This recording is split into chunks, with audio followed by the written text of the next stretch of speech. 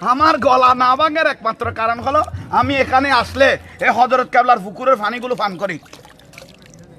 আলহামদুলিল্লাহ আলহামদুলিল্লাহ আমার গলাটা ঠিক থাকে, কারণ এটা সেবার পানি, এই বিশ্বাসটা আমার আছে, এটা আমি বিশ্বাস করি।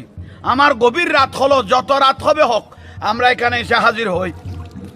আপনারা অনেকে মিডিয়ার মাধ্যমে শুনেছেন আমি একদিন হযরত কেবলা এক গৌসুল আজম মাইজভান্ডারীকে সাক্ষী রেখে বলতেছি, গভীর রাতে আমি একদিন এক মাহফিল, মনে হয় এখানে ওই মাহফিলটা ছিল মনে হয় এখানে ওই কোন জায়গার মধ্যে বুসপুর নয়, এখানে একটা কোন জায়গার মধ্যে একটা মাহফিল করে আমি কাঞ্চনপুর, ঠিক আছে, কাঞ্চনপুর মাহফিল করে আমি এখানে যখন আসছি দোয়া করার জন্য হযরত কেবলার এই দরজা মোবারকে দাঁড়িয়েছি, এই টাইমের মধ্যে কিছু শিক্ষার্থী পরীক্ষার্থী মাদ্রাসার ছাত্র স্কুলের ছাত্র এসে বলতেছেন জাহাঙ্গীর হুজুরকে পেয়েছি, হুজুর একটু হযরত কেবলার দরবারে আমাদের জন্য দোয়া করেন।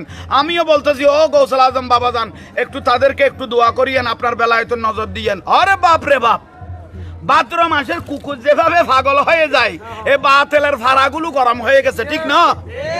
জাহাঙ্গীর হুজুর বাবাজান বললো কেন? হযরত কেবলা গৌসুল আজম মাইজভান্ডারীকে বাজান বললো কেন? তো আপনি কি করলেন? আপনার বড় বড় শেখ মোহতমগুলো কি করলেন? একটা অটো রিক্সার মধ্যে উঠলেন, অটো রিক্সা যাইতেছেন, ফিটে হাত দিয়ে অটো রিক্সাওয়ালাকে বলে বাবা একটু থামো, এটা কি তোমার মায়ের স্বামী? আমি আল্লাহর অলিকে বাজান বলেছি, আপনি নারাজ হয়ে গেলেন। অটো রিক্সা চালাইতে চালাইতে কতটুকু গেল, অটো রিক্সার চালকের পিছনে হাত দিয়ে বলে বাবা একটু এদিকে দাঁড়ান, এখানে দাঁড়ান, বাবা এখানে দাঁড়ান। তা আপনি যে বাপ ডাকলেন, এটা কি আপনার মা জামাইনি? এটা তো বড় দুঃখের বিষয়। আমি বাজানকে আল্লাহর অলিকে বাবা ডাকলাম, আপনার বেদাত হয়ে গেল। আপনি রিক্সাওয়ালাকে বাপ ডাকতেছেন, বাসে উঠে বলে একটু বাবা একটু ওইদিকে যাও, এটা কি তোমার মা স্বামিনী? আপনি যে সেখানে বলেন বাজারে গিয়ে